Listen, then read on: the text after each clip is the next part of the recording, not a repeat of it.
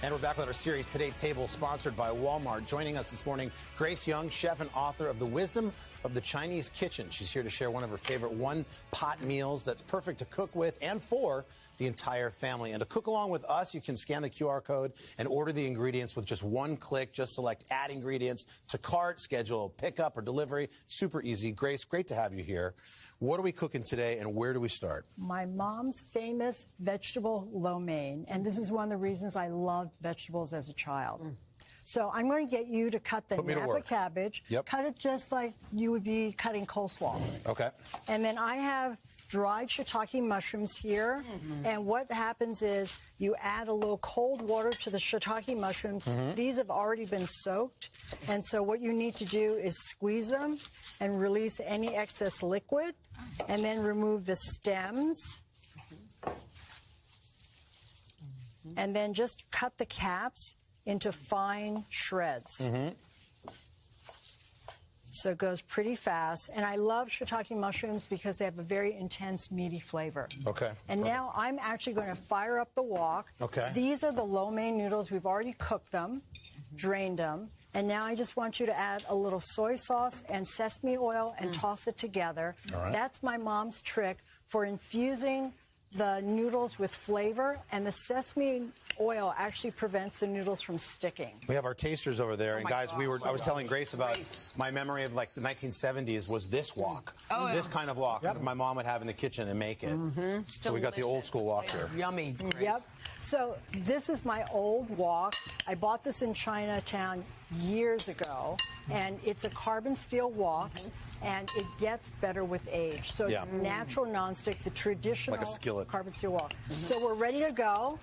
And the first thing I'm going to do is I'm going to swirl in a little oil. And then I'm adding my garlic. Here's my spatula. And so the wok is talking to you the entire time. It's not very loud, but you're going to hear a little bit of a sizzle. And then I immediately add carrots, the shiitake mushrooms that I already prepped. These are the dried. I stirred this pretty good, Grace. I think you're the best. Do we cut these noodles now or no? No, you don't have to cut them. All right. Okay, and they can go right there. Yep. And so we're just stir-frying this just for a second. It goes really fast. Alco fragrance. The flavor is incredible. Okay, and now I'm swirling in the last 2 tablespoons of oil here.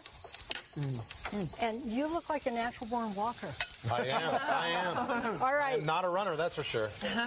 But I love this, and I love the idea, like I have a 7- to 9-year-old who are trying to get into vegetables, so you saying this was the thing, this will be worth trying it. Yes. Head on London. But you got to stir fry. Yep. And so the motion is really just scooping, tossing, scooping, tossing.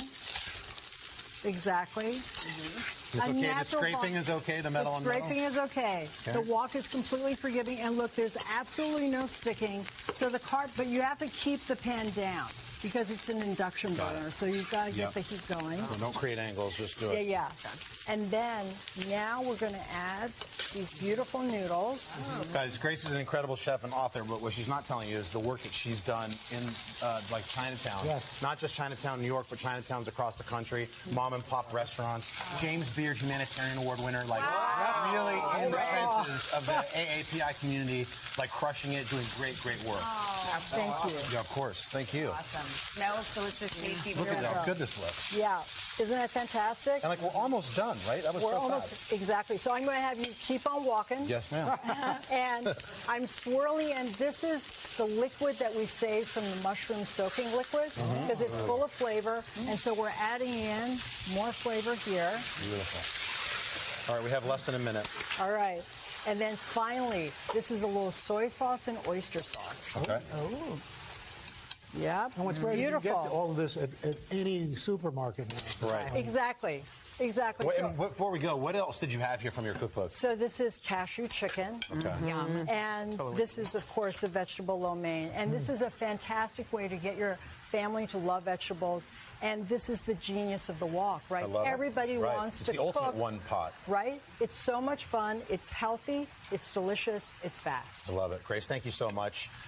She's going to be back in the next hour. And a reminder, you can buy all the ingredients in this recipe and a lot more from our sponsor, Walmart, by scanning that QR code. Or, of course, you can head to today.com. links.com/todaytable. And so you know, Today earns a small commission from purchases through links on our website. Grace, thank you so much. Eaters, you did a wonderful job. Thank you. We're back in a minute. This morning on Today Food, we are bringing you a dish straight from the south of France. It is called Provençal vegetable casserole. Brings back some childhood memories for our guest chef. Chef Daniel. Hello. He owns several award-winning restaurants around the world, and he's joined us this morning to show us how to make this beautiful dish. Chef, it's always a pleasure to have you. So let's start with this special place that it has in your heart. What's the story there? Thank you. Well, this is the kind of dish I cook every summer in my parents' home in Lyon because all those vegetables come from the garden. They are in full bloom. And we always make this. And sometimes I cook it in huge pans for at least 30 people around the table. Wow. And you can also cook it for just so a small gathering. Okay. It's scalable, totally. And normally it's called a bayaldi or a tian of vegetable. So here you have some red pepper and some onion. So there's always a base here. Attends, be careful. I never used that knife here before. So, you know, NBC knife is good. and so I am slicing the vegetable, and you don't have to be too fancy. I'm putting pepper, I'm putting onion that has been sliced. And this is the base with some garlic, a little bit of, you can put pepper flakes, you can put jalapeno. Okay. And you use the red pepper. I assume you can use green or whatever peppers you have? Yes, absolutely. You put a little bit of rosemary And how long will inside. you cook this down? You put a little bit of thyme. Ooh, the pepper is hot. So you let it sweat until it's tender and not color a little bit. And Now you're going to do a little... Do you keep the herbs in and there, then you slice me some vegetable. What about the basil here? We're not using You can put some basil as well. Yeah, why don't you put some couple of leaves of basil? Sure. So this is the base: onion, pepper, basil, herbs, garlic, and then all the vegetables. So normally you could take your time and make this dish very fancy. Kind of like a ratatouille? They may have a picture to show like of a tian of vegetable where it's layered, color by color, vegetable by vegetable. Okay. The difference of this with the ratatouille is that this we don't roast the vegetable, we bake them over the onion that has been sweated like this. So we use some eggplant. Voila. zucchini. So I am putting olive oil. I have eggplant, I have yellow squash, I have tomato, I have zucchini. Kind of whatever you have in your garden. Salt, pepper, of course, this. And then we can put a little bit more basil leaf inside. And actually, I just toss it like this. Okay. That's the quick version. If you have time and you want to play with the family and all that, then you can just make dump it. that right on top. Voila. You put it all on top like this. And then you bake it in the oven put that at right in the oven. 350, 375 until it really baked down and it evaporates. And voila. That's all. This is the casserole of Provençal vegetable. And this is the perfect side dish to use up all those vegetables. That's really Absolutely. And this is totally vegetarian. And you can use it with a roasted leg of lamb. You can use it with a roast chicken. You can use it with eggs on brunch. Oh, wow. This is... And it's a quick version. I don't know. They told me, Danielle, you will not be able to spend an hour making all these vegetables beautifully laid down. So do you have any quick version? And I said, yes, I'll make one. And that's just toss your vegetable. That's your version on TV there, by the way. Oh, voilà. That's your version. Yeah, that's the cook one. And there's the other one, which is the raw one before I put it in the oven. And that is like beautiful. It's in a way, it's very artistic. It's very soulful. It's very Provence. And it's how long very does it summer. cook for? Because the vegetables have still a bite to them and a lot of flavor. You could cook that for about an hour, I would say, 45 minutes to an hour. If you like your vegetable a little firmer, you cook it for 40 to 45 minutes. But an hour and a half, and what's delicious is you don't eat everything. The next day you reheat it, and put it it in an has omelet. different flavor in an omelet or something. Chef, thank you. Merci, Thank you so much, Chef. Thank you so much. Thank you. By the way, for this recipe, summer. it's today.com/food. Happy summer to you as well.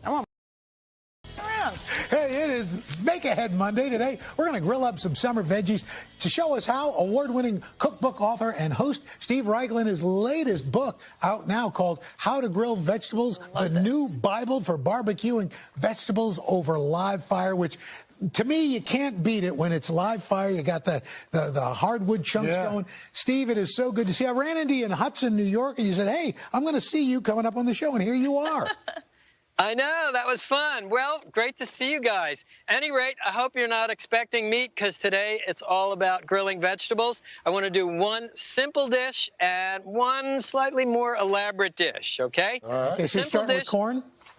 I'm starting with corn. It's an Italian twist on traditional Mexican elote, and it involves a very cool technique. So first of all, I'm going to cut the tip off the corn, and then I'll strip back the husk, as you see here, leaving it attached to the bottom of the ear of corn. So we'll go like this. All right, and then we gather the corn husk at the bottom, and I'll just tie it up with butcher string. I love corn, especially this time of year. You're getting into that super sweet corn. It doesn't take much to elevate it. Oh, the corn is fantastic. Yep, this time of year. Okay, and the beauty of this method, it gives you a handle for cooking the corn. Now, the corn will go on the grill, and you notice I've made an aluminum foil grill shield here, and the grill shield keeps the corn husk from burning. Oh, that's clever. And to baste the corn, I'll just crush a piece of garlic. It'll go in melted butter with a few fresh basil leaves. That is the Italian influence. I used to say basil. No, not anymore. It's now basil. Basil is so much fancier. Yes. Basil. Like basil Rathbone.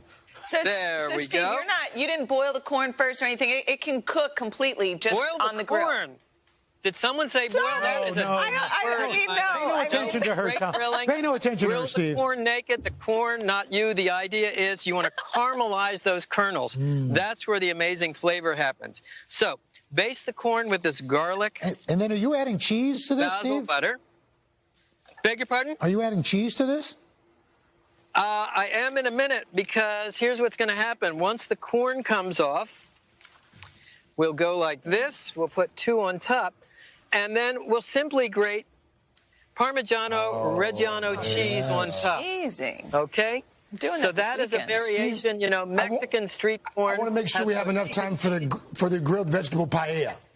How's that look, guys? That looks great. Incredible. Now, slightly more elaborate, building on that grilled corn. This is a vegetable paella. So we prepared the paella in the traditional fashion. Sofrito, that is onions and peppers, sautéed. Then our la bamba rice. And to color and flavor the paella, I'm using saffron. This is the world's most expensive spice. And you just soak the threads in water.